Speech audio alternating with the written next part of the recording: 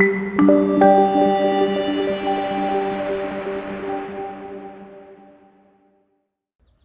it's Ed Snodgrass again from Emery Knoll Farms and Green Roof Plants, and we're going to talk about 4 native green roof plants today that are really pretty good plants.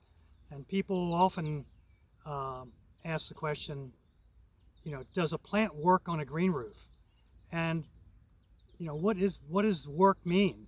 And for me, it means that they're surviving, they're providing the ecosystem service that you want. And with natives, they're delivering nectar and pollen to insects, Lepidoptera, and you're getting that value out of the plant. These 4 plants today have a few things in common. They're all North American natives.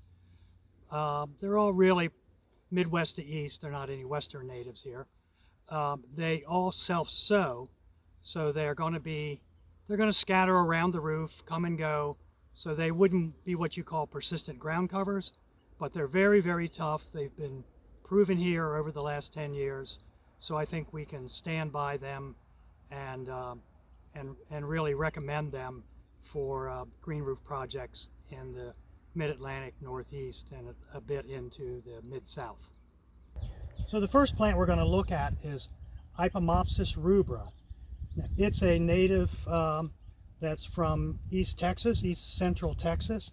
It's a biennial, which means it takes 2 years to complete its life cycle, as opposed to an annual, which does that in 1 year, and a perennial, which lives year after year. So this is a biennial, and what you're seeing is this year's flower. They're usually red flowered, long, tubular plants, and hummingbirds love these. They're on here. Hummingbirds are on these plants every day.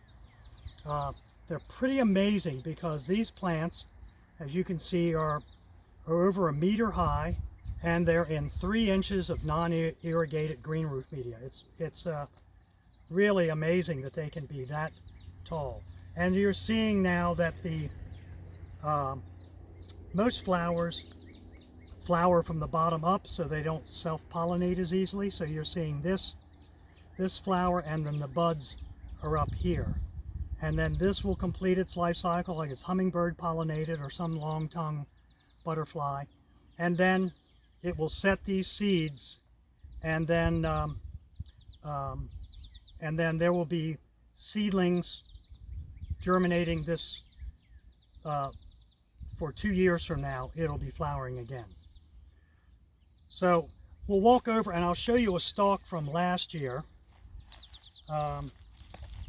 So here is the stalk from last year. You can see the empty seed capsules there, and as a part of green roof maintenance in the winter, this could be cut down. We don't really do it, but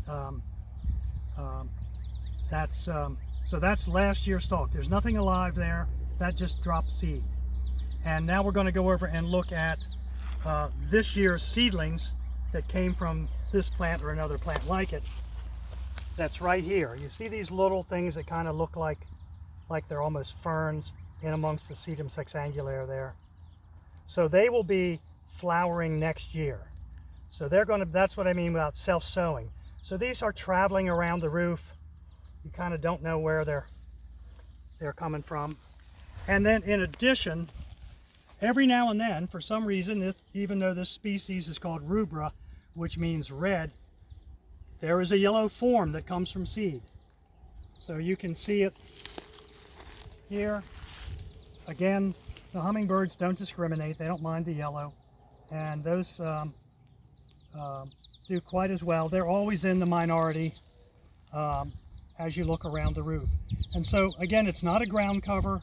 They scatter around, but they offer that unique pollen and flower shape for hummingbirds, and they're incredibly drought tolerant and have distributed themselves widely across the roof. So it's a plant that we would recommend, and we would sell those in our plug trays.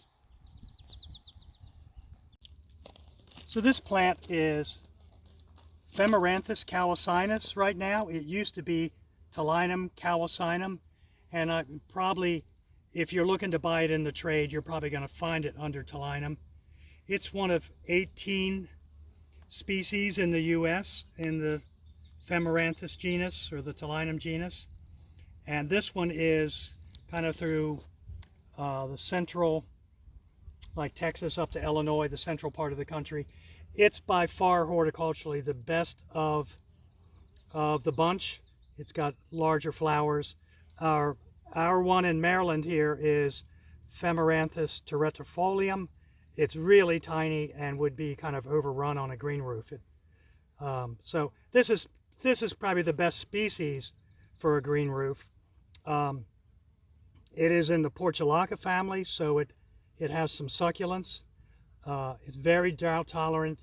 Its natural habitat is rock outcroppings, gravel washes, things like that. So it likes a real gravelly soil.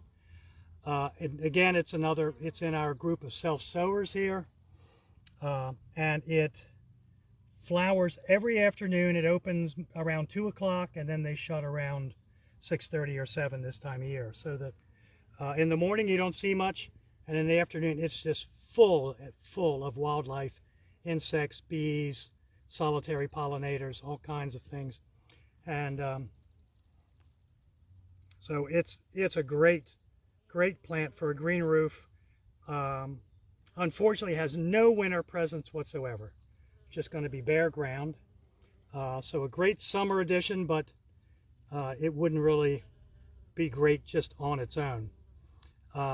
Now, it self-sows, but it germinates best if there's some sunlight. And what that means is the way you can use it strategically on a green roof is that the seed will distribute around. It's kind of the size of poppy seeds. And wherever there's a bare spot, light will hit the media and germinate the seed. So some people in really well-established ground cover green roofs have seen it kind of disappear, but the seed is there if a space opens up. Yeah, we really love this plant. Obviously, the insects love it. You can see how busy they are, and it's just a fabulous plant. The flowers present on these long, thin stems, and we've had a number of people, residential green roof customers, that the flowers kind of wave to them when they come home because they stick up above the edge, and they just move in the wind so beautifully. So it's a big favorite of ours, and we will we'll always champion this. Very tough plant, and one of our little favorites here. So this is Allium cernuum, and it is an American native allium or onion. It's called the nodding onion for obvious reasons, that the flower stalk comes up and then it nods, it's pendular, and then it appears to stop nodding when it's in bloom, but not really. If you look, you can see the neck is still bent. That's a better shot there. And so it's kind of like a little candelabra or some sort of chandelier looking thing there. So this is something we grow from seed and then sell the bulbs most of the time. We don't sell this in plugs. Just because we found when we sell them in plugs, if one of them gets too big, it kind of splits the plug tray open, and they work really well from seeds because geophytes, the plants that produce a bulb, they have all that energy in the bulb, so that's really all you need. And because they are grown from seed, there is a range in the flower color from white to kind of pinkish purple. So you're not going to get, like in a cultivar, you're not going to get one color. And you can see as you look through the area here that it is indeed a bunch of different colors, which I kind of like. And I think that's a great plant. It's probably not quite as drought tolerant as something like the Talinum femaranthus or the Hypomopsis, but it's very drought tolerant in terms of survival because it's got that bulb to fall back on If it gets too dry and the top dies, it'll come back from the bulb. Again, Allium cernuum, just a great pollinator-friendly plant, and a nice little burst of white and pink and light purple in midsummer. So it's hard to get this in the summertime. You know, it's a tough time of year right now on people and plants, and so it's nice to see the alliums. And I kind of like even in bud that they have that little reflexed head and giving a nod, a little. Yeah, I guess plants know humility more than people sometimes. So yeah, it's a great little plant, Allium cernuum. So this plant is Bigeloia natalii, and it is a funny little critter in that it has been collected both on rock outcroppings in the Appalachians and also in kind of the Texas-Louisiana border in some clear cuts with loblolly pines when they came out in a kind of clay wet area. So it's pretty highly adapted. It's a native from Florida up kind of through maybe as far north as Pennsylvania. It's plenty hardy here in Maryland. It was collected by Rick Lewanowski when he was at Mount Cuba. He's a plant collector extraordinaire, and he gave it to me along with Vic at Mount Cuba. They've been really great. So it's an aster family, but you can see that it doesn't really have what you'd call a true aster petal. I mean, like an open, like a Rudbeckia or you know, what you typically think about as an aster. But nonetheless, it's really a pretty amazing little plant, and it self-sows around. It loves the kind of gravel substrate, so it's really very happy on green roofs.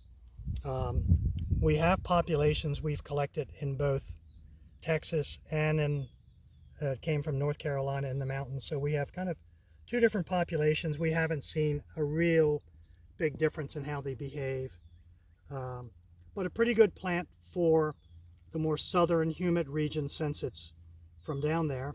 And it has areas, its population is not continuous up through the Appalachians and a little bit west of the Appalachians, so it kind of is in and out ecologically. So it makes me think that maybe it'd be good to get some populations on green roofs as some of these habitats are shrinking, and we wouldn't lose it then. I think it is, I don't think it's endangered anywhere, but its natural areas are shrinking for sure.